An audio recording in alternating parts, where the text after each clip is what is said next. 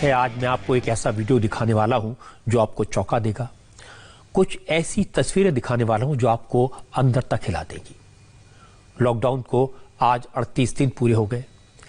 आज भी पूरे देश में सबसे ज्यादा चिंता उन गरीब लोगों की है जिनके पास 2 वक्त खाने को नहीं है, जिनके पास साधन नहीं है। जिस दिन लॉकडाउन डिक्लेयर हुआ था पूरा देश इस बात के लिए कमर कसकर तैयार हो गया था कि कोई भूखा न सोए। अमीर हो या मिडिल क्लास हो, व्यापारी हो, सन्यासी हो, सब इस काम में जुट गए। हर घर में बस 2 वक्त का खाना जरूर पहुंचाए। छोटी छोटी संस्थाओं के लोग निकल पड़े, मास्क बांधा, हाइजीन का ध्यान रखा, कढ़ाइयां चढ़ा दी और खाना लेकर गरीब के द्वार पहुंच गए। मुकेश अंबानी ने 3 करोड़ लोगों को खाना खिलाने का फैसला किया। बाबा रामदेव ने 9 लाख लोगों के लिए पैकेट बांटे। हर जगह मन में लोगों के लिए कुछ करने का जज्बा था, देश के लिए कुछ करने का भाव, गरीब की मदद करने की इच्छा। जिनको खाना चाहिए वो लोग पुलिस को फोन करते हैं। पुलिस के सिपाही, समाज के सेवक खाना लेकर दौड़ पड़ते हैं।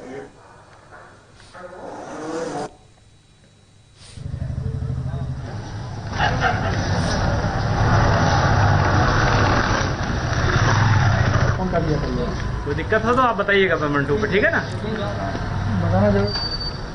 और जगह जगह खाना तैयार हो रहा है।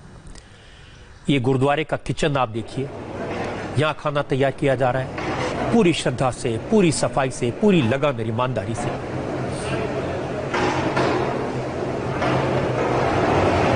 और ये इंतजाम अब आप देखेंगे अक्षय पात्र का। रोटियां तैयार की जा रही हैं गरीब लोगों को खाना पहुंचाने के लिए। और फिर पुलिस की महिला कांस्टेबल्स को देखिए, गरीबों के लिए खाना तैयार कर रही है, आटा गूंद रही है, रोटियां बना रही हैं। ऐसी कितनी सारी तस्वीरें आपको दिखा सकता हूं। कितने संगठन हैं, कितने लोग हैं जो अपना पेट काट कर, लोगों से पैसा इकट्ठा करके, खतरा उठा के गरीबों की सेवा कर रहे हैं, खाना उन तक पहुंचा रहे हैं। आरएसएस के वॉलंटियर्स देश के अलग अलग शहरों में दिन रात भूखों को खाना खिलाने के काम में लगे हैं।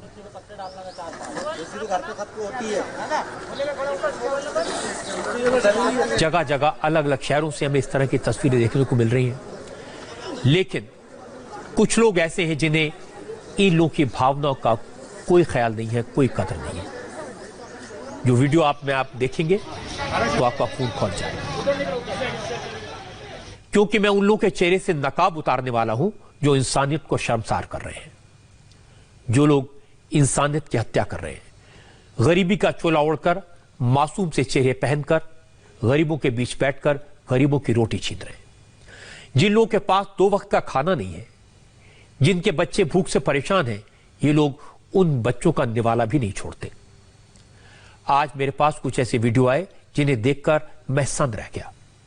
समझ नहीं आया कोई इतना कैसे गिर सकता है। और जो वीडियो मैं आपको दिखाने जा रहा हूं उसे देखकर आप भी कहेंगे कोई व्यक्ति ऐसा कैसे कर सकता है। कोरोना के कहर की वजह से करोड़ों मजदूर, गरीब लोग, उनके परिवार घरों में बंद हैं। बच्चों के लिए दूध जुटाना मुश्किल है, कमाई नहीं है तो राशन खरीद नहीं सकते। 2 वक्त की रोटी का इंतजाम या तो सरकार के भरोसे हो रहा है या फिर समाज के उन भले लोगों की वजह से उनकी पेट की आग बुझ पाती है। ये वो लोग हैं जिनकी तस्वीरें मैंने आपको दिखाई, जो इस बुरे वक्त में दिल खोलकर गरीबों की मदद कर रहे हैं, कम्युनिटी किचन चला रहे हैं या फिर घरों से खाने के पैकेट इकट्ठा करके गरीब लोगों तक पहुंचा रहे हैं। लेकिन चेहरा देखकर, कपड़े देखकर, चेहरे की उदासी देखकर कोई ये तो नहीं बता सकता कि सामने वाला शख्स जो फोन करके खाना मंगा रहा है वो वाकई में जरूरतमंद है या फिर खाना इकट्ठा कर रहा है। ऐसे कई केसेस मिले जहां लोगों के घर में खाने की कोई कमी नहीं थी, घर में खाना और राशन भरा हुआ था, और इतना कि पूरा परिवार महीनों तक आराम से खाए।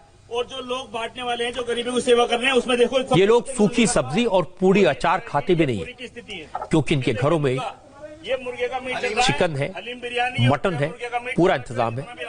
फिर भी ये लोग खाना मंगा रहे थे, कह रहे थे कि हमारे पास खाना नहीं है। अगर ये लोग सूखा राशन इकट्ठा कर रहे होते तो भी समझ आता कि इसको बाद में बेच देंगे।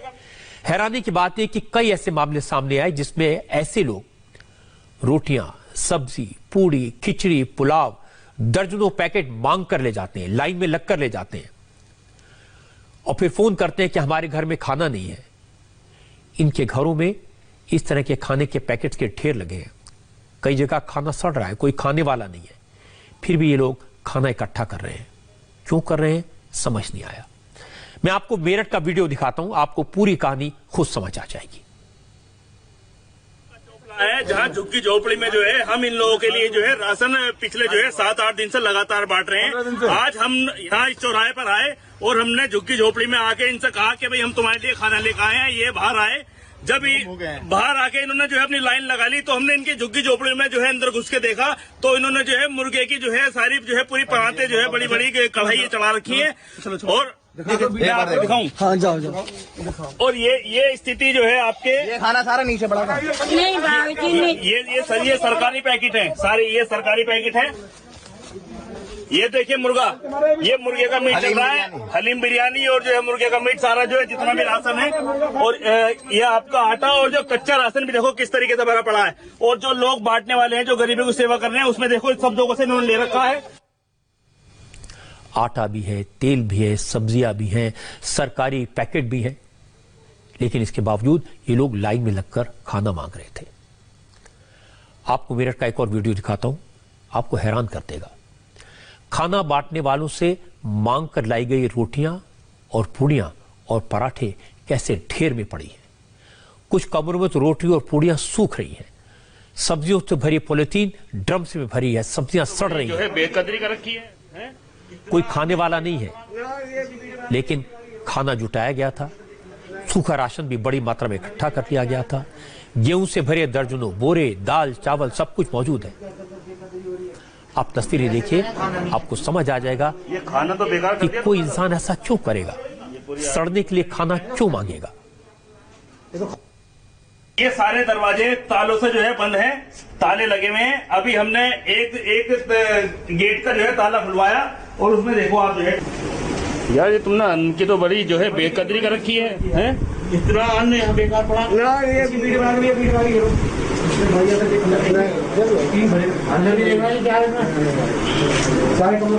देख लो जरा रोटी वोटी बेकदरी हो रही है। वैसे कह रहे हैं खाना नहीं है, खाना नहीं है। ये खाना तो बेकार कर दिया तुमने सब। इनमें क्या भरे हुए हैं?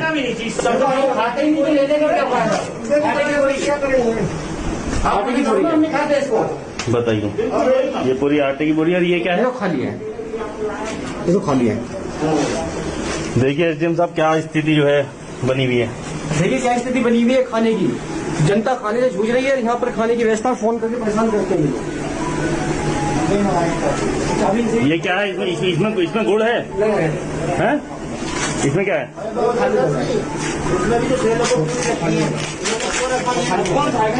जब आप खाते नहीं हो तो क्यों रखवा रहे हो? ये अब खाने के लिए, अब दिखाना कहाँ है जरा, काशी फोन आपको यार है, दिखाना कहाँ है वो?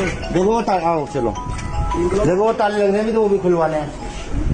है क्या, हम ये जानना चाहते हैं। देखो वो लग रहे दो ठेले भरे हुए, और बाल्टियों में भी खाना, ये आलू रखे हैं। और अभी इस कमरे में भी ताला लग रहा है। जो ताला लग रहा है एक बार चेक तो कर लो। ये रहा खाना, देखो वो कह रहे खाना नहीं है। देखो कितना खाना दोनों ठेलों में। ये बाल्टियां भी सब भरी हुई हैं खाने से, और ये भी भरी हुई है पॉलिथीन। ये देखो खाना, ये तारी है, ये पूरी है, ये सब्जी, ये रे पैकेट। बताओ कितनी खाने की कमी है यहाँ पर। कोई जो लोग शिकायत कर रहे थे कि हमारे पास खाना नहीं है, हम लोग भूखे हैं, हमें खाना दिया जाए, उनके यहाँ कितना खाना भरा पड़ा था और कितना खाना बर्बाद हो रहा था। जरा सोचिए, लोगों ने कितना बड़ा पाप किया है। ऐसे वक्त में जब लाखों लोग भूख से तड़प रहे हैं, हर कोई अपनी अपनी कोशिश से भूखे लोगों की मदद करने में लगा है। हालात ऐसे हैं कि जो मेहनतकश किसी के सामने कभी हाथ नहीं फैलाते, वो भी आज मांग कर खाने को मजबूर हो गए। ऐसे हालात में इन लोगों ने सैकड़ों लोगों का हक मार लिया। जितने खाने से सैकड़ों गरीबों का पेट भर जाता, उतना खाना इन लोगों के घर में जमा करके सड़ा दिया। ऐसे लोगों को क्या कहा जाए? क्या ये इंसान है? लेकिन आपको जानकर दुख होगा कि ऐसे लोग सिर्फ मेरठ में नहीं है, सिर्फ 2-4 नहीं है, कई शहरों से ऐसे वीडियो मेरे पास आए हैं, लोगों ने शिकायत की और बड़े दुख और तकलीफ से शिकायत की है। लोगों ने इन वीडियोस में दिखाया कि ऐसे घर हैं जिसमें रेफ्रिजरेटर है, सब्जियां बनी है, गैस पर चिकन बन रहा है, लेकिन प्रशासन को फोन कर दिया कि राशन नहीं है, हम भूखे मर रहे हैं, बच्चे भूख से रो रहे हैं, हमारी मदद कीजिए। पुलिस के लोग, प्रशासन के लोग राशन, खाना, पानी, बिस्किट लेकर दौड़े। पहुंचे तो देखा किचन में कई सब्जियां पक रही थी। जो तस्वीरें इस वक्त आप देख रहे हैं वो पंजाब के जालंधर की हैं। एक शख्स ने पुलिस को फोन किया, मदद की गुहार लगाई। पुलिस को बताया कि घर में 4 लोग हैं, राशन खत्म हो चुका है, फाके हो रहे हैं, अब हम मरने के कगार पर हैं, मदद करो, कुछ तो खाने के लिए पहुंचा दो वरना मर जाएंगे। कोई ऐसी बात कहे तो किसी का भी दिल पिघल जाएगा। और आजकल तो वैसे भी पुलिस मदद करने में लगी है। पुलिस ने तुरंत हेल्प टीम को राशन के साथ रवाना कर दिया।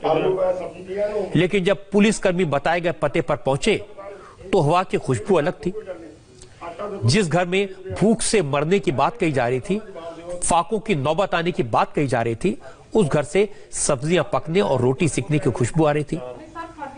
पुलिस तो आखिर पुलिस होती है। शक हुआ, दरवाजा खुलवाया, पहले कंफर्म किया फोन इसी घर से किया गया था। परिवार के लोगों के चेहरे देखकर ऐसा नहीं लग रहा था कि वो भूखे थे। किचन से खाना पकने की खुशबू भी आ रही थी। पुलिस वाले किचन में पहुंच गए। गैस पर सब्जी पक चुकी थी, 1 नहीं 2 नहीं 3 तरह की सब्जियां बनी थी, रोटी बन रही थी, टंकियों में आटा भरा हुआ था, फ्रिज में खाना पूरी तरह भरा हुआ था। तब परिवारों से पूछा कि भाई भूखा कौन है, कौन मरने वाला है, इस तरह झूठ बोलकर पुलिस को परेशान क्यों किया? तो कोई जवाब नहीं मिला। नाराज पुलिस वालों ने परिवार पर केस करने की चेतावनी दी तो लोग रोने लगे, माफी मांगने लगे। मैं जी गल करदा जवाब दे इस आफत की घड़ी च आप हिंदुस्तान ना खाना कि नहीं खाना? हाँ जी वो तो ठीक है सर। और देखो थोड़े हर दाल पई है, थोड़े को घट्टो घट्ट हफ्ते तो वध राशन पिया, ज्यादा हफ्ते है सब्जी थोड़े कोल पई है, उधर सब्जी पई बार हाँ जी सिलेंडर थोड़े को भरिया। देखो इधर बीबी इधर हो बीबी इधर हो, आ देखो इधर हो बीबी आलू सब्जी पई है आटा चुकदा वेट कर दूं, कोई गल नहीं। आटा देखो थोड़े डब्बे च पिया। मैं जी गल करदा ओहदा जवाब दिओ। 4 थोड़े को सिलेंडर आ, आलू प्याज सारा का पिया 4 सिलेंडर है जी थोड़े को 3 4 नहीं सर खादी है दो। जी गल 3 सिलेंडर किन्ने गरीब है तुसीं हैं? दालां थोड़े को पईयां क्यों गुमराह करदे सरकारां नूं? रब तो डरो, थोड़ा बहुता सब्जी थोड़े घर बनी है, रोटियां तेरे को बननी है, सब्जी थोड़े को कट्ठी उदा पई आ, हर चीज थोड़े कोल आ। मैं जी गल करदा होर कोई इस गलती ना करे, जिसको राशन नहीं है और मंगे सरकार को राशन, जिन्ना खाएगा एक दूसरे की हेल्प करो। अब ऐसे लोगों पर पुलिस केस करे, उन्हें गिरफ्तार करे, फिर जेल में कोरोना से बचाए, बैठा कर खाना खिलाए। इससे तो अच्छा इन लोगों को इनके हाल पर छोड़ दिया जाए। ऐसे लोगों पर एनर्जी बर्बाद करने के बजाय जो वाकई में परेशान है उनकी मदद करने में ताकत लगाई जाए। इसलिए पंजाब पुलिस ने इन लोगों को सिर्फ हिदायत देकर छोड़ दिया, अच्छा किया। हालांकि इसी तरह की चौंकाने वाली खबर राजस्थान से भी आई और यह खबर तो वाकई में परेशान करने वाली है। भिवाड़ी के 3 लोगों का कारनामा मैं आपको सुनाता हूं। इन्होंने ट्वीट किया, ट्विटर पर मैसेज लिखा कि हम पिछले 12 दिन से भूखे हैं, खाने का एक निवाला तक नहीं मिला, हालात बहुत खराब हैं, कृपा करके मदद कीजिए, राशन खरीदने के पैसे नहीं है, मदद न मिली तो मर जाएंगे। अरे नीचे कर ले इसको। और इन लोगों ने ये मैसेज बिहार में एक बड़े नेता हैं, पहले केंद्र सरकार में मंत्री थे, उपेंद्र कुशवाहा, उनको टैग किया। नीचे कर ले इसको। उपेंद्र कुशवाहा तो बिहार में थे, लेकिन उन्होंने तुरंत राजस्थान में खबर की, भिवाड़ी के सीएमओ को ये मैसेज फॉरवर्ड किया। चीफ मेडिकल ऑफिसर ने भिवाड़ी के एसपी और अलवर के जिला कलेक्टर को फोन किया। उन्हें भिवाड़ी के तिजारा इलाके में 3 लोगों के भूखे होने की सूचना दी। फौरन एक टीम बनाई गई। तिजारा के तहसीलदार, भिवाड़ी के डीएसपी और नगर परिषद के कमिश्नर खाना और राशन लेकर फौरन बताए गए पते पर पहुंचे। नीचे कर ले इसको। लेकिन वहां जो नजारा देखा उसे देखकर किसी का भी खून खौल जाता।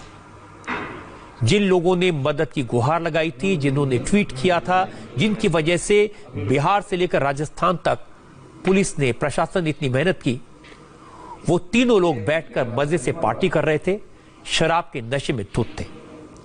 घर में खाने का सामान भरा हुआ था, बस शराब की बोतलें खाली थी। ये लोग कह रहे थे कि हम प्रशासन की मुस्तैदी का टेस्ट ले रहे हैं। प्रशासन तो टेस्ट में पास हो गया, लेकिन टेस्ट लेने वालों का नशा हमेशा के लिए उतार दिया गया और इन लोगों का ढंग से इलाज किया गया। प्रशासन की टीम रोकथाम के लिए लॉकडाउन का एनफोर्समेंट करवा रही है और दूसरी तरफ कई बार ये इस तरह की फर्जी शिकायतें आती है कि हमारे पास राशन नहीं है। इस तरह के केस भिवाड़ी के अंदर, जिसमें तहसीलदार जी तिजारा वहाँ पे प्रभारी है, वो खुद पे जाके वहाँ नगर परिषद कमिश्नर के साथ, और उन्होंने देखा कि वहाँ उनके पास से लगभग 40-50 किलो अनाज था, आटा भी था और साथ में 5-7 बोतल शराब की मिली। फिर तुरंत उनको वहाँ से उठा के और थाने पे ले जाया गया और उनके विरुद्ध FIR दर्ज करवाई गई डिजास्टर मैनेजमेंट एक्ट के तहत।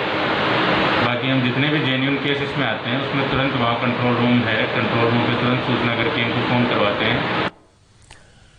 आप सोचिए पुलिस की इंटेंशन क्या थी, 3 गरीब लोगों तक खाना पहुंचाने की, और इसमें कितनी ताकत लगी, कितने लोग इसमें परेशान हुए, और मिला क्या? सिर्फ शहर बदल रहे हैं, लोग बदल रहे हैं, करतूतें हर जगह एक जैसी हैं। सीकर में ऐसा हुआ। सीकर के मोचीवाड़ा इलाके से 181 पर एक डिस्ट्रेस कॉल आई। कॉल करने वाले ने अपना नाम नबी शेर पठान बताया और कहा कि उनके घर में अन्न का एक दाना भी नहीं है, पिछले 4 दिन से घर में खाना नहीं बना है, बच्चे भूख से मर रहे हैं, मदद करो। नगर कौंसिल के कमिश्नर खुद सामान लेकर उस पते पर पहुंचे जहां से कॉल की गई थी, लेकिन यहां भी मामला उल्टा निकला। घर में आटा था, दाल थी, चावल थे, मसाले, नमक, तेल सब कुछ था। इसके बाद भी झूठी कॉल करके प्रशासन को परेशान किया गया। अफसरों ने पूछा तो वही जवाब, गलती हो गई। लेकिन इस मामले में पुलिस ने बख्शा नहीं। गलत इंफॉर्मेशन देने वाले 4 लोगों के खिलाफ FIR दर्ज कर दी। अभी तक तेल चावल सारा पड़ा, आटा पड़ा, ये रहा 5 किलो। ये नबी शेर खान है, नबी शेर खान है। मोचीवाड़ा में इन्होंने CM हेल्पलाइन पर 181 पर कंप्लेंट की थी सर, हमने कि तो आपकी पत्नी ने की, वहाँ पे इन्होंने की कंप्लेंट कि हमारे घर पे राशन नहीं है। मैं कमिश्नर नगर परिषद सीकर राशन किट लेकर के आया, इनके घर पे चेक किया, इनको ऑलरेडी 4 किट मिल चुके हैं। एक ये रहा राशन किट, इसमें पूरा चावल तेल पूरा भरा पड़ा है, अभी तक तेल चावल सारा पड़ा, आटा पड़ा है। ये रहा 5 किलो आटा, मूंगेड़ी, चावल, हल्दी, मिर्च, नमक, एक मिनट सारा। एक ये रहा राशन का किट जिसके अंदर तेल भी ये नमक है, ये पूरा इसके अंदर ये मसाला है सारा, नमक, मिर्च वगैरह सब टोटल। एक ये रहा जिसमें ये सारा। पुलिस को कितनी दुख होता होगा ये जान करके, जब मेहनत करके खाना लेकर किसी के घर पहुंचते हैं। झूठी कॉल करने वाले पुलिस का, प्रशासन का कितना वक्त बर्बाद करते हैं। इसके साथ साथ ये उन लोगों के साथ क्रूरता करते हैं जो वाकई में मुसीबत में हैं, जिन्हें वाकई में मदद की जरूरत है। झूठ बोलने वालों के चक्कर में किसी मुसीबत में पड़े परिवार को मदद पहुंचने में देर हो सकती है, इसलिए ऐसे लोगों के खिलाफ एक्शन होना चाहिए। मैं आपको गाजियाबाद के मुरादनगर का वीडियो दिखाता हूं। यहां एक परिवार ने पुलिस को राशन लाने के लिए हेल्पलाइन पर फोन किया। 112 नंबर पर मिली इस कॉल पर पुलिस ने तुरंत रिस्पॉन्ड किया। लोकेशन, एड्रेस जानने के बाद पुलिस वाले राशन का सामान लेकर पहुंचे, लेकिन तस्वीर अलग थी। घर में पहले से ही सरकार की तरफ से मिले राशन का ढेर लगा था। ये लोग सरकार की तरफ से 2-2, 3-3 बार राशन ले चुके थे। और ये मिला हुआ। जब पुलिस ने पूछा ऐसा क्यों किया, तो जवाब महिला ने दिया, वो हैरान करने वाला था। महिला ने कहा कि वो इतना राशन इसलिए जमा कर रही है ताकि आसपास के घरों में बेच सके। वाले ये तुम्हारे लिए ये लेकर आए हैं। आप क्या बता रहे थे कि खाने के लिए नहीं है? ये बच्चे इनके, एक बच्चे बीमार हुआ लेटा। अच्छा, यहाँ पहले से ही ये चावल और ये मिला हुआ है, उसके बाद भी ये राशन के गट्टे इतने इकट्ठे कर रखे हैं ले लेके।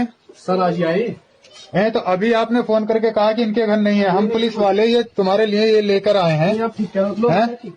देखो उन्हें तो बेचूंगी, देखो ले जाओ, उन्हें बेचोगी? जो मिले हैं आपको ये खाने के लिए दिए जा रहे हैं, आप बेचेंगी? माइंड से थोड़ी अंदर रख दो क्या भला हो उन दर्शकों का जिन्होंने अलग अलग जगह से वीडियोस मुझे भेजे, ये आंखें खोलने वाले थे, हैरान करने वाले थे। ये कैसे इंसान है जिन्हें दूसरे गरीब लोगों के भूखे बच्चे नहीं दिखते, जिन्हें भूख से बेहाल बुजुर्गों पर रहम नहीं आता, जरूरत न होने पर खाना मंगाते हैं, राशन इकट्ठा करते हैं फिर उसे बेच देते हैं। ये लोग कितनी निर्दयी हैं जो खाना बर्बाद करते हैं। जो रोटी किसी नसीब का पेट भर देती उसे इन्होंने सड़ा दिया। ये लोग भूख के सौदागर बन गए, जिन्होंने इस मुश्किल वक्त में गरीबी को धंधा बना लिया है। ये कैसे इंसान हैं जो गरीबी का नाटक करके, बहरूपिया बनकर, झूठे आंसू बहाकर भूख से बिलख रहे बच्चों का हक मार रहे हैं। ये कैसे लोग हैं जिनके घर में चिकन पक रहा है, बिरयानी बन रही है और प्रशासन को फोन करके मदद की गुहार लगा रहे हैं, राशन मांग रहे हैं। ये कैसे लोग हैं जो शराब पीकर पार्टी कर रहे हैं और ट्वीट कर रहे हैं कि हम 10 दिन से भूखे हैं, कोई मदद नहीं कर रहा। जब अफसर खाना लेकर पहुंचे तो शराब की खाली बोतलों के साथ नशे की हालत में मिले। ये सोचकर बहुत तकलीफ होती है। सोचिए ऐसे लोग के कारण कितने गरीब भूखे रह जाते हैं, कितने गरीब बच्चों को भूखे पेट सोना पड़ता है। पुलिस को, प्रशासन को इनके घर पहुंचाने के लिए कितना प्रयास करना पड़ता है, कितनी ताकत लगानी पड़ती है, लेकिन इन्हें उसकी जरा भी परवाह नहीं है। ये तो हमारा देश ऐसा है, हम खुशकिस्मत हैं कि ऐसे बेईमानों की संख्या बहुत कम है, मदद करने वाले हाथ अनगिनत हैं। इंसानियत के फरिश्ते बहुत हैं जो दिन रात एक करके, अपना सब कुछ दान करके, अपनी जिंदगी दांव पर लगाकर गरीबों की, बीमारों की मदद कर रहे हैं। और ऐसे लोग हमारा समाज इस्तकबाल भी करता है, उन्हें सलाम भी करता है, उन्हें सिर आंखों पर बिठाता है। जितने एनजीओज, जितने प्राइवेट ऑर्गेनाइजेशंस लोगों को खाना पहुंचा रहे हैं, मैं उनको सलाम करता हूं। और मेरी उनसे रिक्वेस्ट है, इन 2-4 तस्वीरों को देखकर आप अपना जज्बा कम न होने दें। आप लोगों की मदद करना उसी तरह जारी रखें, क्योंकि अब जो तस्वीरें मैं आपको दिखाने जा रहा हूं उन्हें देखकर आपका हौसला बढ़ेगा। आपको लगेगा वाकई में फरिश्ते ऊपर से नहीं आते, आप जैसे फरिश्ते हम सब के बीच में होते हैं। बस हमें उन्हें पहचानने में, उनका सम्मान करने में जरा देर हो जाती है। पुणे से दिल को सुकून देने वाली तस्वीरें आई हैं। एक नर्स 21 दिन से हॉस्पिटल में थी, ड्यूटी कर रही थी, फर्ज निभा रही थी, अपने परिवार से, अपने बच्चों से दूर रहकर कोरोना के मरीजों की सेवा कर रही थी, खतरा उठा रही थी। क्योंकि कोरोना डेडिकेटेड हॉस्पिटल में काम करने पर खतरा ज्यादा होता है, इसलिए इन हॉस्पिटल्स में काम करने वाले डॉक्टर्स और नर्सेस लगातार 20 दिन ड्यूटी करते हैं। ये लोग तो हॉस्पिटल में रहते हैं या फिर हॉस्पिटल के हॉस्टल में रहते हैं या फिर किसी होटल में ठहरने का इंतजाम किया जाता है, लेकिन घर नहीं जा सकते। 21वें दिन घर जाते हैं 20 दिन के बाद, क्योंकि बीच में घर जाने से परिवार को कोरोना के इन्फेक्शन का खतरा रहता है। इसलिए जब 20 दिन के बाद एक नर्स पुणे में अपने घर पहुंची तो वहां का नजारा देखकर अपने आंसू नहीं रोक पाई। नर्स को तो यह लग रहा था कि पता नहीं सोसाइटी वाले कैसे रिएक्ट करेंगे, उससे बात भी करेंगे या नहीं। लेकिन नर्स 20 दिन बाद घर पहुंची तो सोसाइटी के सारे लोग बाहें फैलाकर उसका इंतजार कर रहे थे, तालियां बजाकर स्वागत कर रहे थे, नर्स पर फूल बरसाए, कोरोना वॉरियर को सैल्यूट किया। हालांकि इस दौरान सोशल डिस्टेंसिंग का पूरा ख्याल रखा गया, लेकिन नर्स को सोसाइटी के लोगों ने यकीन दिलाया कि कोरोना के कारण भले ही गले नहीं लग सकते, लेकिन दिलों की दूरियां खत्म हो चुकी हैं। सभी लोगों को नर्सेस के, डॉक्टर्स के त्याग का, उनके साहस का और उनकी हिम्मत का पूरा एहसास है। जब देश ने दी आवाज हमें, हम घर की राहें भूल गए। हम सोए नहीं कई रातों से, जाने वतन सो चांद बुझे, हमें नींद उसी दिन आएगी जब देखेंगे आबाद तुझे।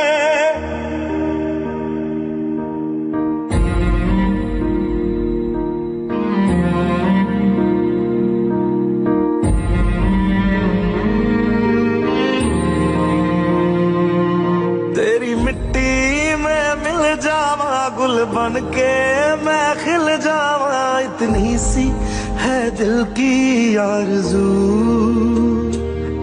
तेरी नदियों में बह जावा, तेरे खेतों में लहरावा, इतनी सी है दिल की आरज़ू।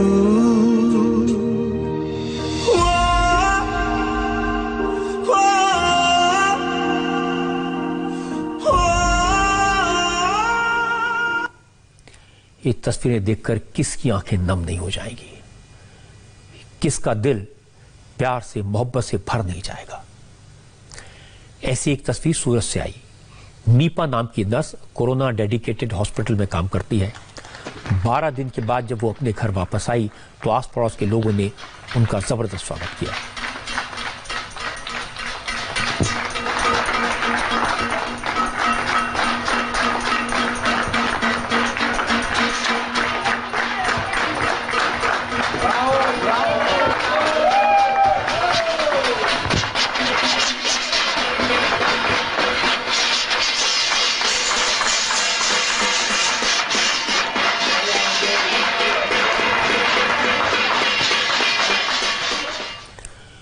लोगों का ये प्यार, लोगों का ये सम्मान हमारे नर्सेस का, हमारे डॉक्टर्स का, हमारी पुलिस का हौसला बढ़ाता है।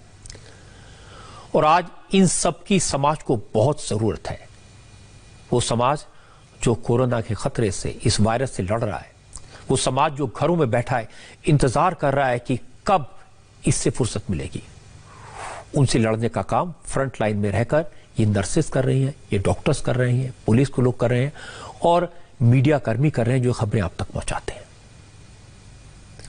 और यही लोग लोगों का दर्द, लोगों की तकलीफ आप तक पहुंचाते हैं ताकि समाज अपने आप को तैयार कर सके। अब जो तस्वीर मैं आपको दिखाने जा रहा हूं, जो वीडियो दिखाने जा रहा हूं, वो किसी के भी दिल को चीर देगा। इस वीडियो में एक लाश है, एक महिला की आवाज है। ये वीडियो आज ही मुझे भेजा। इस वीडियो को देखकर शब्द नहीं निकले, आंसू निकले। क्या कहूं, कोरोना का खतरा कितना बड़ा है, ये क्या क्या कर सकता है। जो इंसान कोरोना का शिकार होकर मर गया वो तो चला गया, लेकिन उसका परिवार उससे, उसके करीब भी नहीं जा सकता, उसे छू भी नहीं सकता, दूर से देखना पड़ता है। जिन छोटे छोटे बच्चों के पिता की जान कोरोना ने ले ली, उस पिता की मौत के सदमे से मां की क्या हालत है ये देखकर दिल तड़प जाता है। बच्चे पूछ रहे हैं अब्बू बोल क्यों नहीं रहे, हम अब्बू के पास क्यों नहीं जा सकते। बच्चे पूछ रहे हैं कि मम्मी उनसे लगातार बात क्यों की जा रही है। ये वीडियो बरेली का है। जिस 35 साल के वजीर अहमद नाम के युवक की मौत हुई, वो एक हॉस्पिटल में मेडिकल प्रैक्टिस करता था, साथ ही टीबी डॉट सेंटर चलाता था, लोगों की सेवा करता था। 35 साल का नौजवान, क्या ये उम्र होती है इस दुनिया से जाने की। वजीर ने लव मैरिज की थी, लेकिन इस लव मैरिज का अंत इतनी जल्दी हो जाएगा, इतने दर्दनाक तरीके से होगा, इसका एहसास किसी को नहीं था। और ये अनज भी तुमसे बातें कर रहा था, आए थे, तुम गए थे, मेरा छोटा बेटा तो वो भी तुमसे। ये वीडियो तुम्हारे पास बिना कुछ कहे पूरी कहानी को, पूरी तकलीफ को बयान करता है। लाश के पास पत्नी की बात, न सिसकियां न विलाप, बस एक ही रट, उठो कह दो मन की बात। जल्दी आ जाओ, वो सबसे पहली मुलाकात जल्दी आ जाओ, उठ के आ जाओ। ये लोग सब ना तुम्हें फालतू में कहीं रख देंगे, घुसाड़ देंगे, पागल हैं सबके सब। हाँ, इन लोगों ने इतने दिन दूर रखा मुझसे। मेरे दिल से पूछो मैं तुमसे कैसे रही हूँ, एक एक पल, एक एक मिनट कैसे दूर रही हूँ, कैसे मैंने बर्दाश्त करा है। मैं उनसे बातें कर लूँ थोड़ी सी, उन्होंने जो कहा था मैं उनसे कह दूँ, फिर वो मुझे आवाज दे लेंगे। सब ध्यान कर, अरे नहीं ध्यान कर लूँ सब। मैं चच्चा को आने दूंगा, मैं उनकी बीवी तो समझ नहीं गए हो क्यों, बीवी सबसे ज्यादा करीब होती है ना। हाँ, और ये लोग कहना कि तुम्हें कोरोना हुआ है, पागल है सबके सब।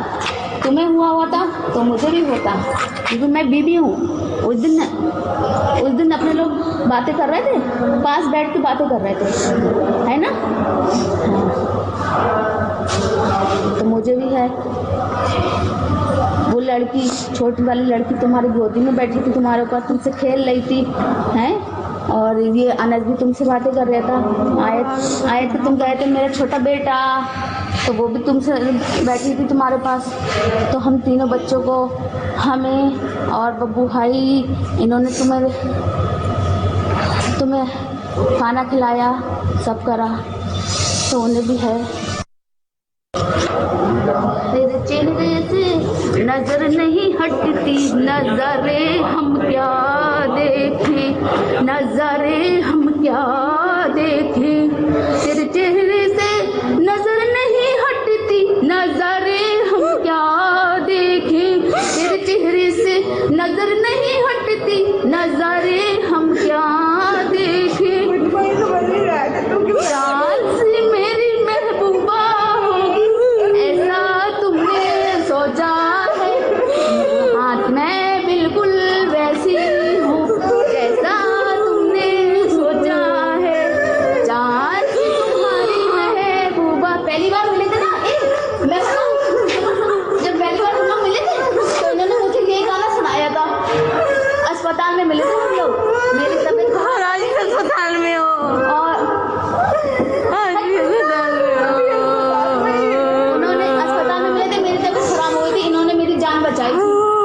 तभी इन्हें मुझसे मोहब्बत हो गई पहली बार में, पहली नजर में। उन्होंने ही लगवाया हूँ पुराने गाने, क्योंकि पुराने गानों के बहुत शौकीन है। वजीर अहमद अब कभी भी नहीं उठेगा, कभी अपनी वाइफ से यह नहीं कह पाएगा कि चांद सी महबूबा हो, कभी अपने बच्चों को बुला नहीं पाएगा, साथ बैठकर खाना नहीं खा पाएगा। 35 साल की उम्र में वो कोरोना वायरस का शिकार हो गया। ये वीडियो देखकर तकलीफ तो बहुत हुई। कोरोना वायरस के खतरे का एहसास कैसा होता है, ये एक बार फिर सामने आया। ये वायरस, ये जहर है ही ऐसा, अच्छे भले इंसान को कुछ ही दिनों में ले डूबता है। आज भी हमारे मुल्क में 1823 नए केसेस आए हैं पिछले 24 घंटे में, और पिछले 24 घंटे में 67 लोगों की मौत हुई है।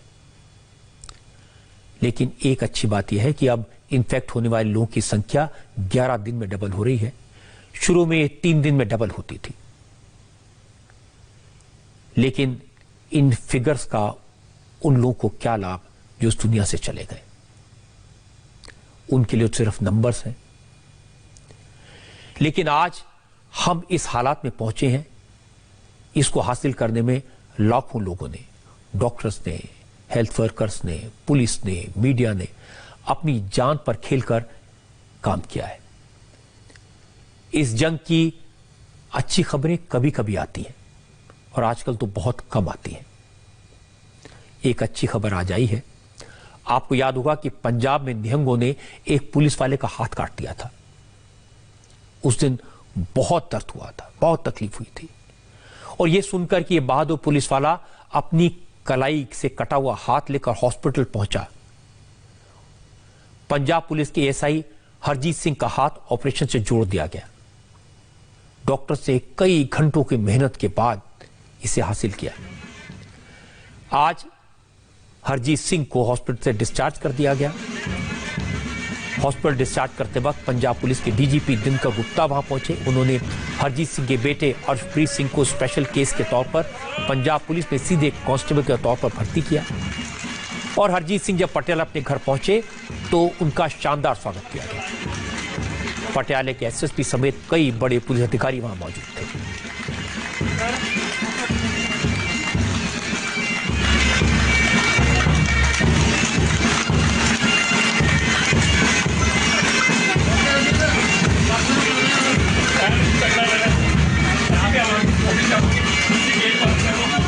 मैं तो सभी का, पूरे देशवासियों का धन्यवाद करता हूँ। और दूसरा मेरे पंजाब पुलिस परिवार और डॉक्टरों की टीम ने जो मेरे लिए किया है, शायद मैं अपने परिवार के लिए भी ना कर सकूँ इतना।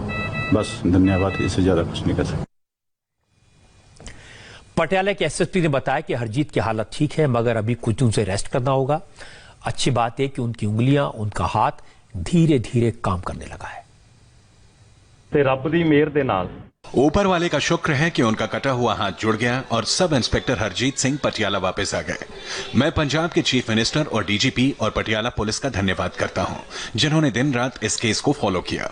फिर उसके बाद वहां हमारे पुलिस वालों ने उनका ख्याल रखा, देखभाल की। खुशी की बात यह है कि हरजीत सिंह ठीक हो गए।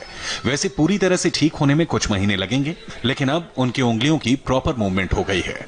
उनका वो हाथ जो लोगों की सेवा के काम आता था, लोगों के लिए मददगार साबित होता था और शरारती लोगों को पकड़ता था, वो अब दोबारा जुड़ गया है। और सबको इस बात की खुशी है कि वो हाथ अब दोबारा जुड़कर पटियाला के लोगों की सेवा के लिए दोबारा आ गया है। ये भी वो साडे च ठीक होके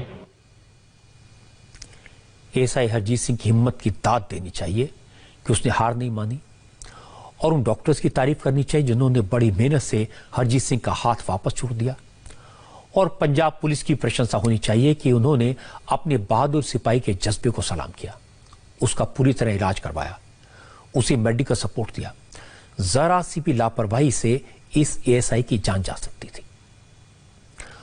और कभी कभी मेडिकल में लापरवाही, डॉक्टर की लापरवाही कितना नुकसान कर देती है, इसका एक उदाहरण आज कोलकाता से मिला।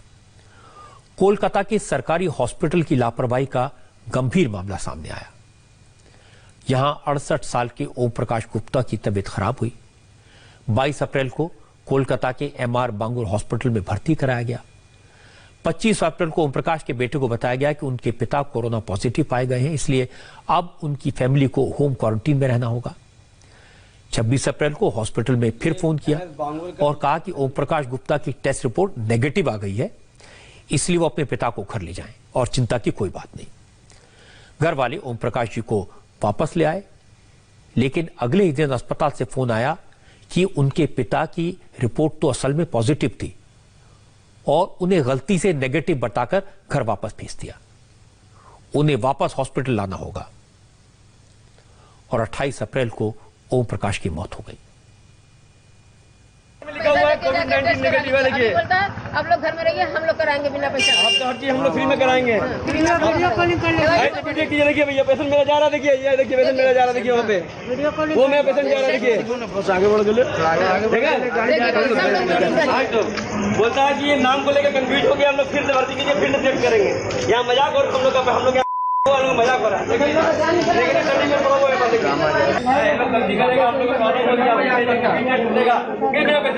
भर्ती रहेगा, कोई काम काज नहीं है, फिर उसको भर्ती करेगा, फिर टेस्ट करेगा।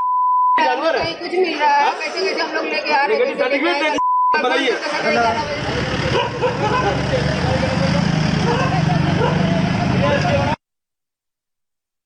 मेरे पापा को हम लोग अस्पताल बांगुर अस्पताल में भर्ती किए थे। वो लोग स्वास्थ्य मंत्रालय बोलता है फोन करके हमको 25 तारीख को कि आपका पेशेंट पॉजिटिव है, उसका हम लोग क्वारंटाइन कर रहे हैं, आप लोग अपना होम में क्वारंटाइन हो जाइए। 26 तारीख को बांगुर अस्पताल से फोन आता है कि आपका पेशेंट को ले जाइए, डिस्चार्ज कर रहे हैं, वो निगेटिव है। हम लोग गए वहाँ पे, हमको ये सर्टिफिकेट दिया गया, देखिए इसमें निगेटिव लिखा हुआ, अच्छा तो देख लीजिए। 27 तारीख को फिर फोन आता है हेल्थ डिपार्टमेंट से, बोलता है कि हम लोग से भूल हो गया है, डिस्चार्ज नहीं करना चाहिए था, पेशेंट आपका पॉजिटिव है। बोलता है कि हम गाड़ी भेज रहे हैं, आपका पेशेंट को भेजिए। हम बोले सर हम कोऑपरेट करेंगे, हम लोग का फैमिली का क्या होगा? बोला आप लोग घर में रहिए, अच्छा से हम लोग आपका टेस्ट करवा देंगे। हमके बताए मेरे पापा का तबीयत कुछ परेशानी होगा नहीं ना, अच्छा से इलाज हो जाएगा ना उनका?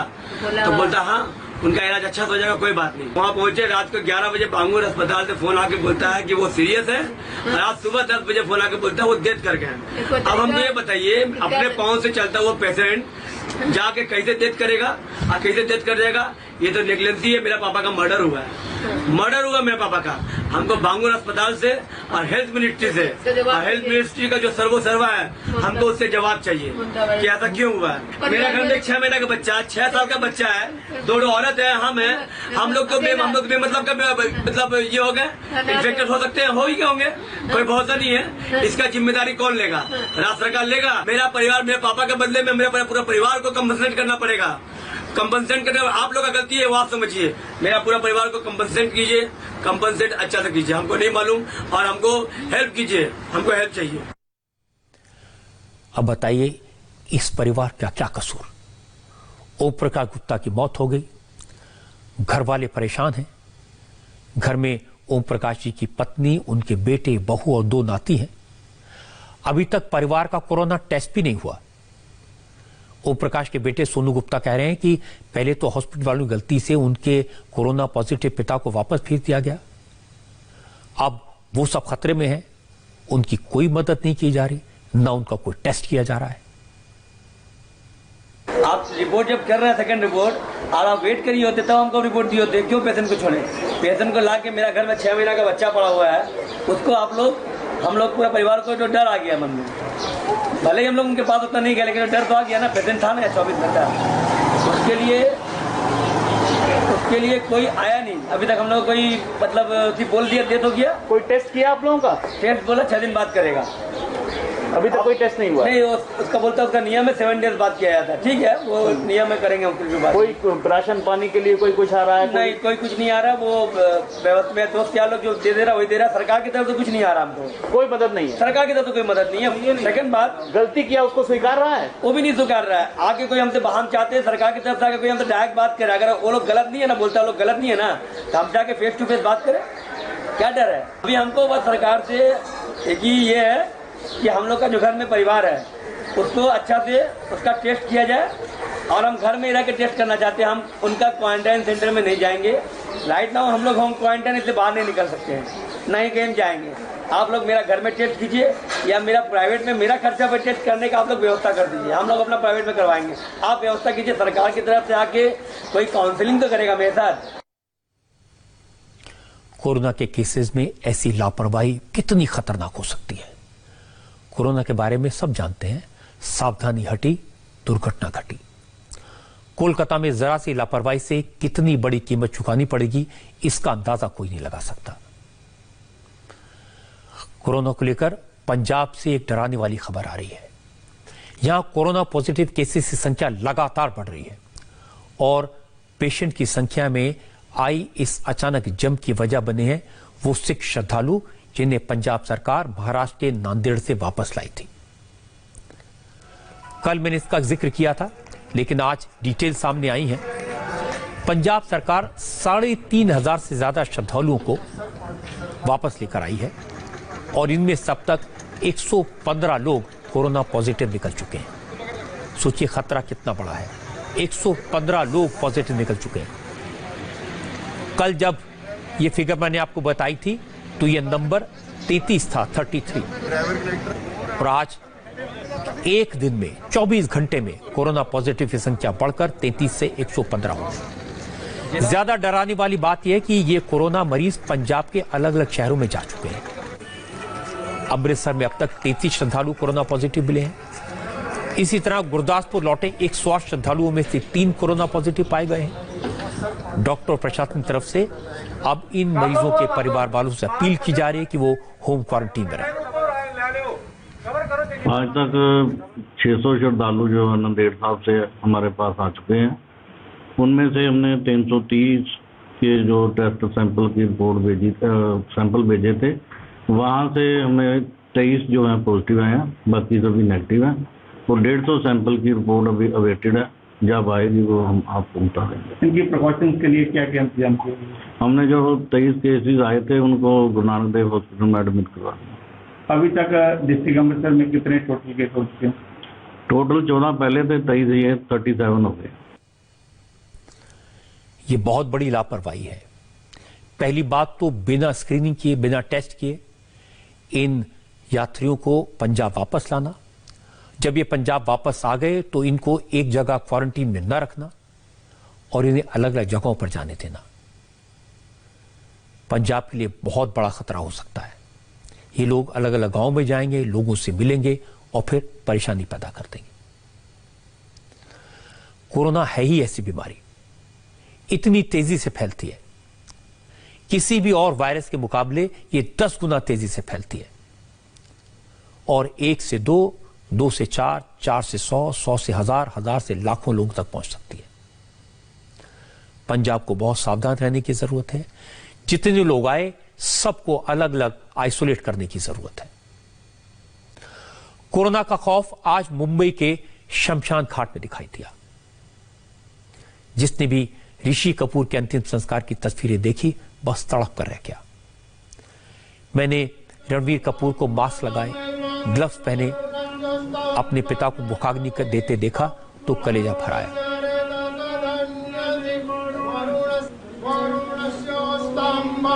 अगर लॉकडाउन ना होता, वायरस का खौफ ना होता, तो हजारों लोग अपने सुपरस्टार को अलविदा कहने आते। लेकिन मैंने कभी सोचा भी नहीं था कि ऋषि कपूर की अंतिम यात्रा इतनी सुनी होगी। सिर्फ परिवार के 19 लोगों को इस अंतिम यात्रा में शामिल होने की इजाजत दी गई। करीना कपूर, आलिया भट्ट, अभिषेक बच्चन, सब के सब आपको तस्वीर में दिखेंगे, मास्क लगाए हुए, आंखें नम, अंतिम यात्रा में शामिल। मजबूरी देखिए, सांत्वना देने के लिए, हिम्मत बंधाने के लिए एक दूसरे को गले भी नहीं लगा सके।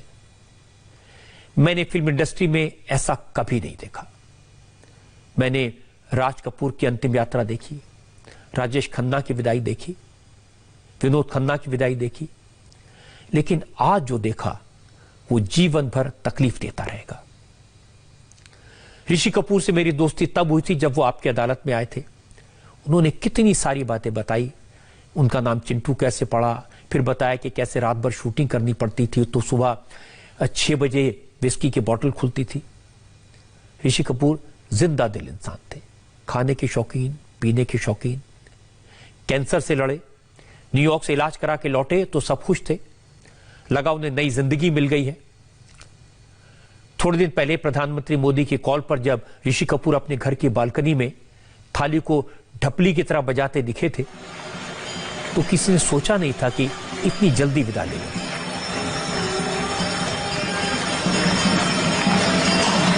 अभी 1-2 दिन पहले की तस्वीरें मैंने देखी हैं।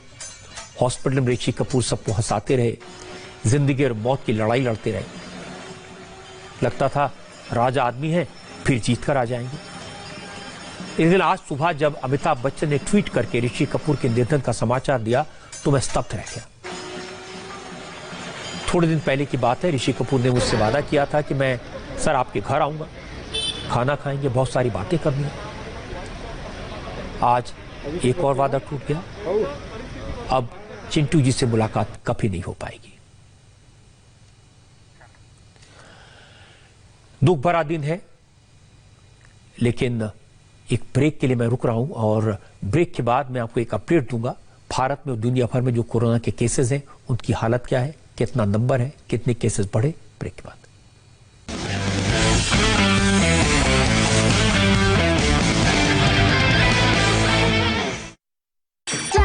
इसका 27 साल आपकी अदालत में आपका साथ क्यों? जब सवाल मुस्कुराकर पूछे जा सकते हैं, चिल्लाने की क्या जरूरत है? जब इरादा सीधे सीधे खबरें दिखाने का हो तो लोगों को लड़वाने की क्या जरूरत है?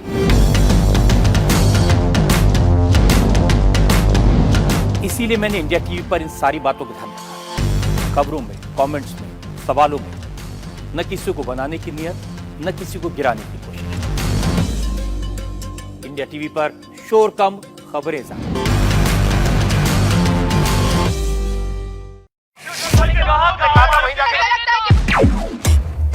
मैं सबसे कहता हूं, इतना मत चिल्लाओ, अपनी नहीं जनता की आवाज उठाओ।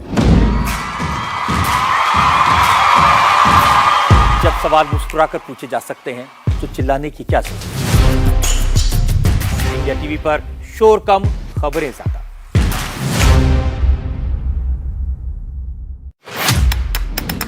मैं सबसे कहता हूं, शोर मत मचाओ, खबरें दिखाओ। नमस्कार, आज की बात में आपका स्वागत है। इंडिया टीवी पर शोर कम, खबरें ज्यादा। आखिर क्या हैं वो फीचर्स जो इंडिया टीवी लाइव ऐप को बनाते हैं सबसे अलग, सबसे बेहतर, और जिसने दिलाया इसे देश की सबसे इनोवेटिव न्यूज ऐप का खिताब? चलिए देखते हैं। बेहद साफ आवाज में टेक्स्ट टू स्पीच, जो पढ़कर सुनाए आपको आपके इंटरेस्ट की न्यूज आपकी भाषा में भी। शानदार वॉइस सर्च फीचर, जिससे आप जाने कोई भी खबर केवल अपनी एक आवाज पर। और दिन और रात के लिए अलग मोड जो रखे आपकी आंखों का भी ख्याल। अब इंडिया टीवी हर वक्त हर जगह डाउनलोड करने के लिए सर्च करें India TV news Google play store या ऐप स्टोर पर। कोरोना के आगे बड़े बड़े मुल्क बेबस हैं, लाशों के ढेर हैं। अब भी न समझे तो तबाही के अलावा कुछ नहीं मिलेगा। इंडिया टीवी की पुकार, घर पे रहो इस बार।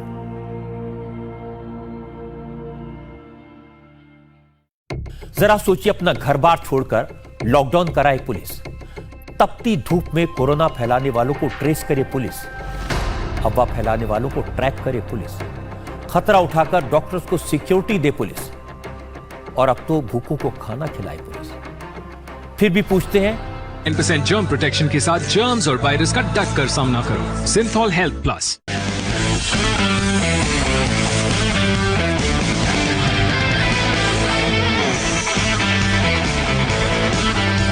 अब मैं आपको कोरोना के खतरे से अपडेट कर देता हूं। हमारे देश में लेटेस्ट फिगर्स क्या हैं ये बता देता हूं, और दुनिया में क्या फिगर्स हैं। भारत में कोरोना के 33,600 से ज्यादा केसेस अब तक डिटेक्ट हुए हैं।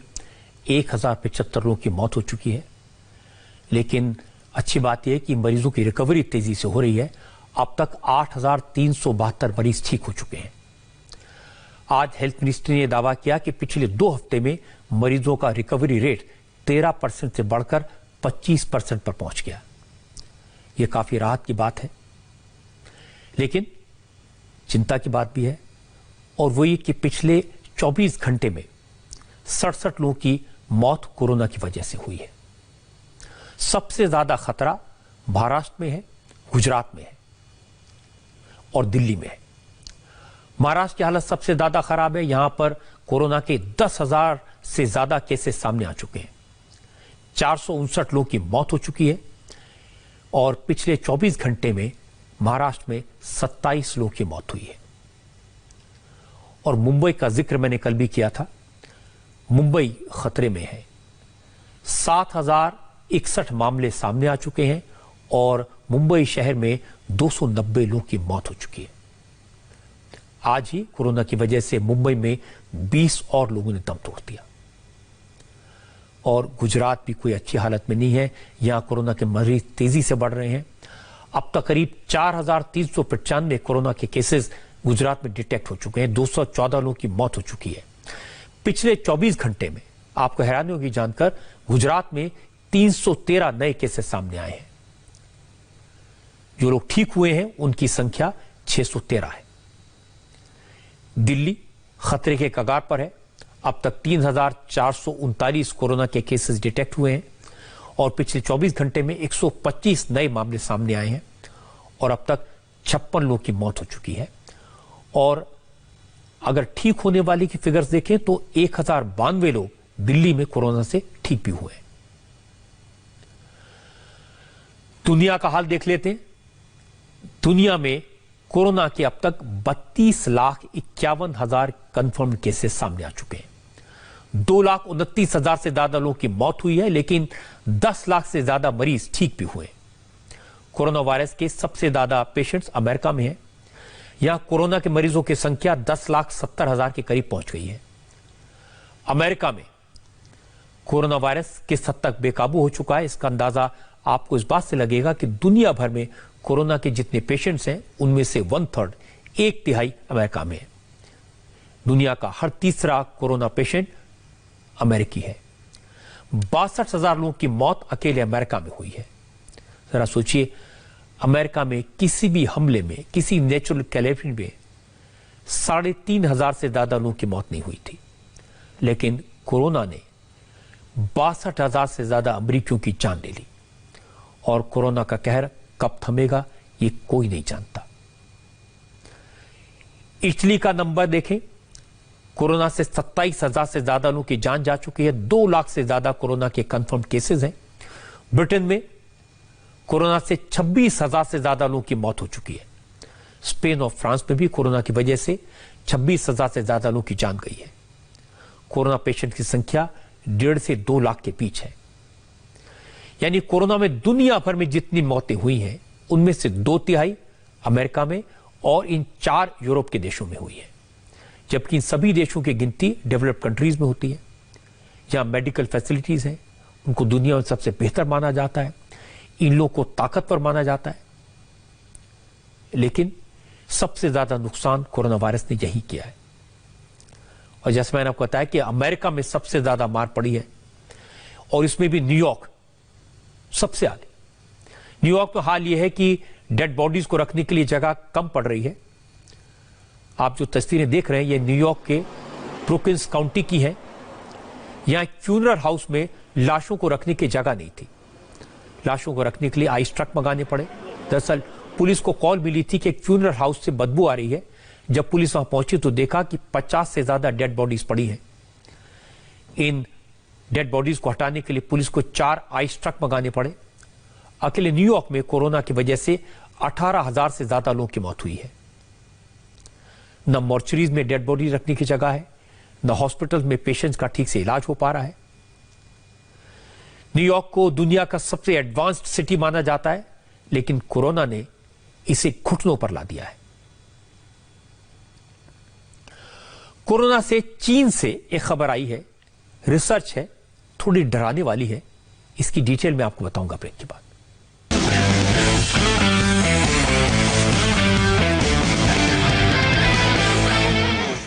जिसको पीते ही ऐसा लगता है। जान तो सबको प्यारी होती है, अपने परिवार को तो सब प्यार करते हैं, पर हमारे डॉक्टर्स, हमारी नर्सेज, हमारे पैरामेडिक्स, इनको आपकी जान की फिक्र है।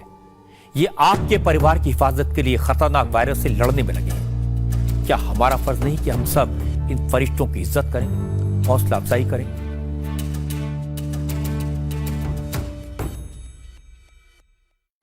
जिंदगी से हाथ धोने से बेहतर है साबुन से हाथ धोना। अस्पताल जाने से बेहतर है अपने घर में होना। दुनिया से हमेशा के लिए दूर हो जाने से बेहतर है थोड़े दिन लोगों से दूर रहना। जिंदगी नहीं मिलेगी दोबारा, बस यही है कहना हमारा।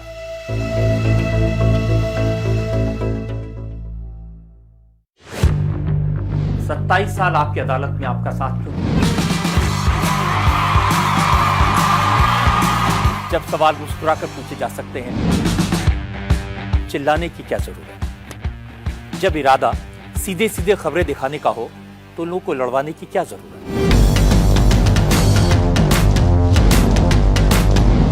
इसीलिए मैंने इंडिया टीवी पर इन सारी बातों को ध्यान रखा। खबरों में, कमेंट्स में, सवालों में न किसी को बनाने की नियत, न किसी को गिराने की कोशिश। इंडिया टीवी पर शोर कम, खबरें ज्यादा।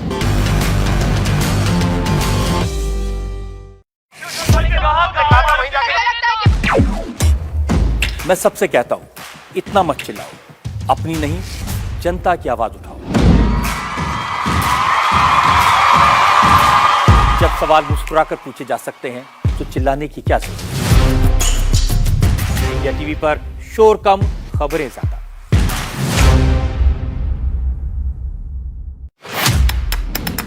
मैं सबसे कहता हूं, शोर मत मचाओ, खबरें दिखाओ। नमस्कार, आज की बात में आपका स्वागत है। इंडिया टीवी पर शोर कम, खबरें ज्यादा। आखिर क्या हैं वो फीचर्स जो इंडिया टीवी लाइव ऐप को बनाते हैं सबसे अलग, सबसे बेहतर, और जिसने दिलाया इसे देश की सबसे इनोवेटिव न्यूज ऐप का खिताब? चलिए देखते हैं। बेहद साफ आवाज में टेक्स्ट टू स्पीच, जो पढ़कर सुनाए आपको आपके इंटरेस्ट की न्यूज आपकी भाषा में भी। शानदार वॉइस सर्च फीचर, जिससे आप जाने कोई भी खबर केवल अपनी एक आवाज पर। सुमंतर, इंडिया का सबसे किफायती हैंड वॉश, रिफिल सिर्फ 15 रुपए में।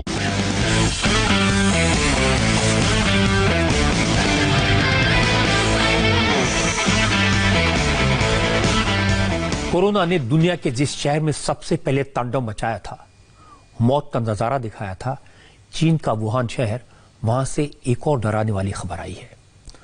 वुहान के 2 हॉस्पिटल्स में साइंटिस्ट ने हवा में फैले ड्रॉपलेट्स में कोरोना वायरस होने का पता लगाया है।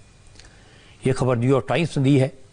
कहा है कि 16 चीनी वैज्ञानिकों ने अपने रिसर्च में कहा है कि वुहान के 2 अस्पतालों में मरीजों के जो वॉशरूम्स थे उनमें ड्रॉपलेट्स में कोरोना वायरस का पाया गया है।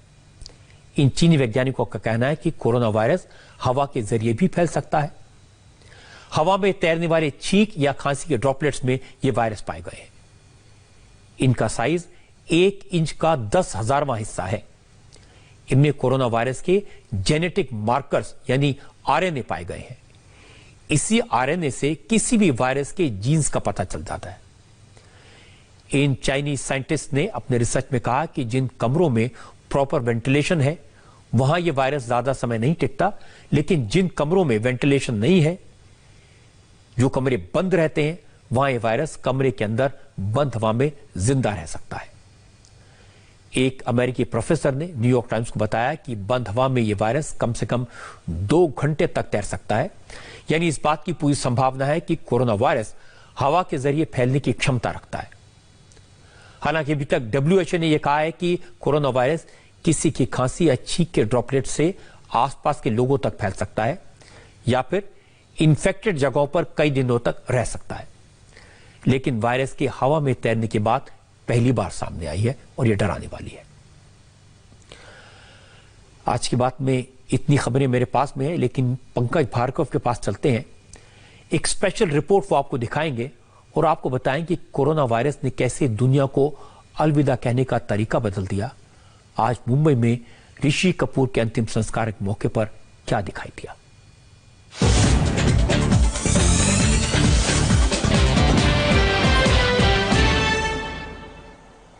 नमस्कार। सुपरस्टार ऋषि कपूर पंचतत्व में विलीन हो चुके हैं, लेकिन क्या कोई सोच सकता था इतना बड़ा सितारा जब अपने अंतिम सफर पर निकलेगा तो सिर्फ 19 लोग ही उनके साथ शामिल हो सकेंगे? क्या कोई सोच सकता था कि शमशान में सन्नाटे के बीच इतने बड़े स्टार का अंतिम संस्कार होगा? कोरोना काल में ऋषि कपूर को ऐसे ही आखिरी विदाई दी गई। रणबीर कपूर ने जब अपने पिता के पार्थिव शरीर को मुखाग्नि दी तो चेहरे पर मास्क और हाथों में ग्लव्स थे। लॉकडाउन में फंसी बेटी पिता के अंतिम दर्शनों के लिए नहीं पहुंच पाई। कोरोना वायरस ने सबको इतना मजबूर कर दिया कि लाखों फैंस बस टीवी ट्विटर पर अपने सितारे को जाते देखते रहे। घरों में ही नम आंखों से अपने प्यारे हीरो को श्रद्धांजलि दी।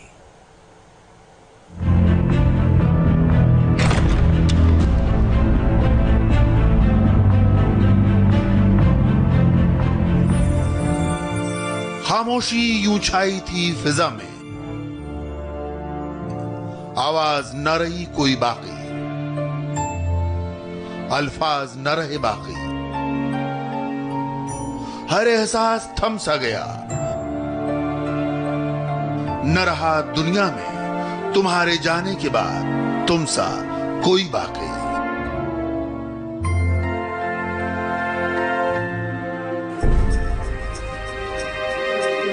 बेचैन कर देने वाली खामोशी है।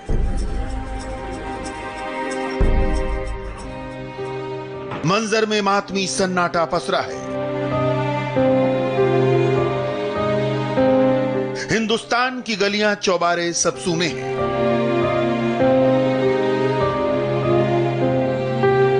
कोरोना के कारण बॉलीवुड की रंगीनियां रात की स्याह चादर में लिपटी हैं। न चाहने वालों की भीड़ है, न प्यार करने वालों का हुजूम।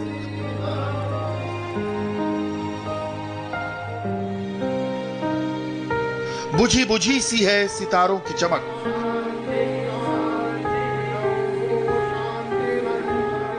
मास्क में लिपटे चेहरों को पहचानना तक मुश्किल।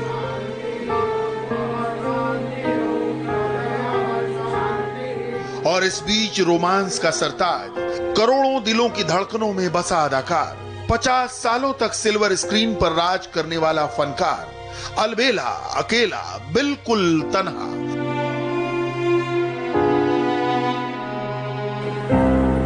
सदाबहार ऋषि कपूर की शव यात्रा निकली।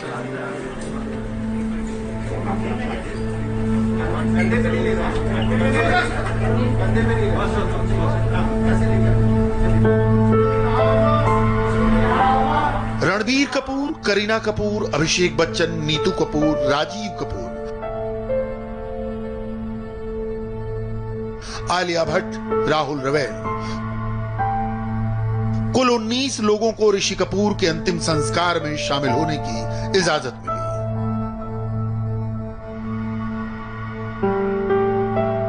गम का दौर है।